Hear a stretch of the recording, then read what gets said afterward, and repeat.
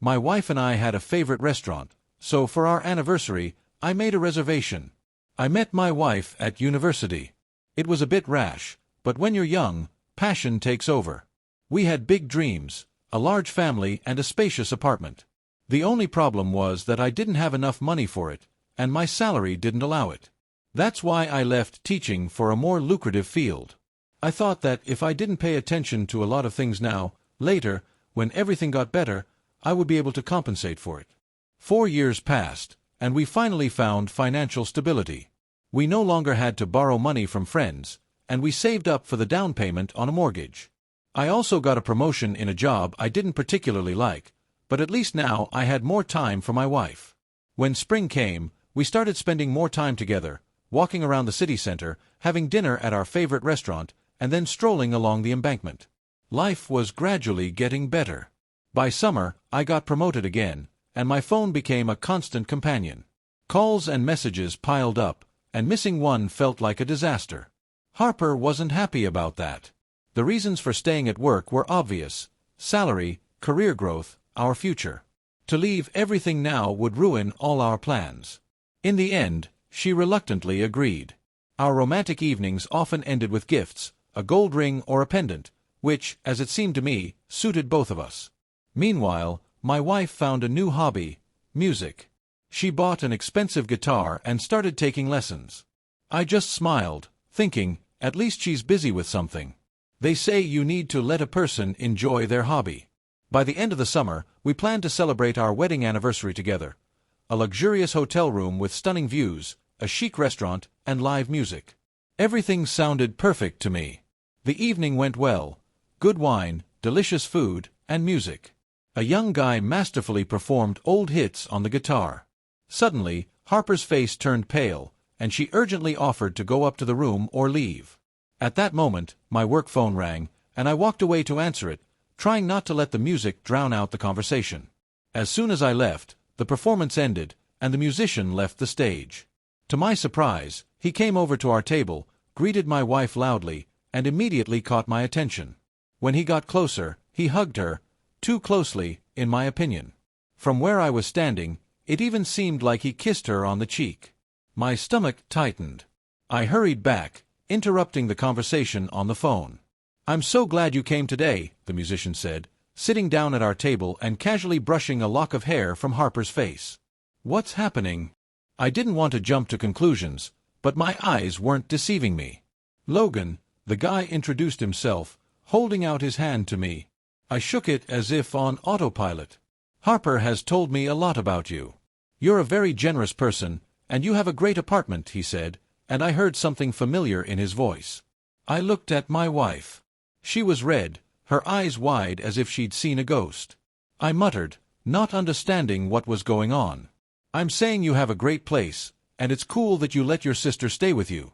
I froze, not understanding what that meant. "What are you saying?" The musician looked confused. "Oh, Harper and I are very grateful that you let us into your apartment. I understand we're pulling your rent a little bit, but we promise it'll be over soon." He continued chatting, not noticing how the tension was building. Harper started to cry. I was shocked. Something was very wrong, and I didn't know how to fix it.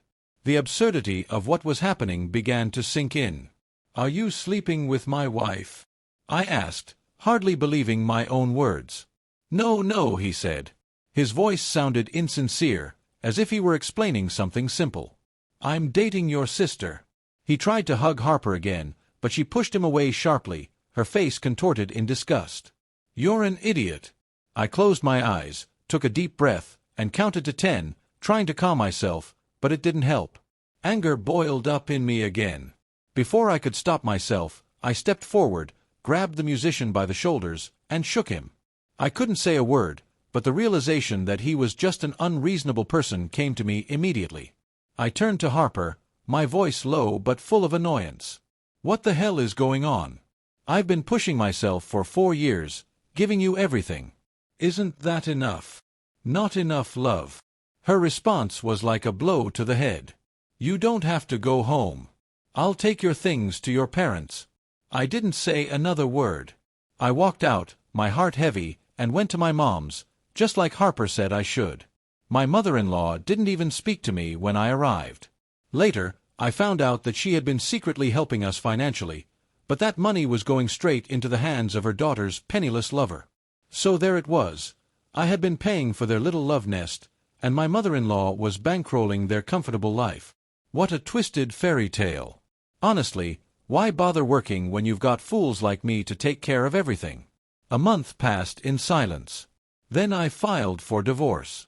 Our first meeting since that night was in the lawyer's office. To my surprise, Harper refused to sign the papers. A trial loomed. I had to pull her into the hallway to talk. It turned out she had ditched the musician.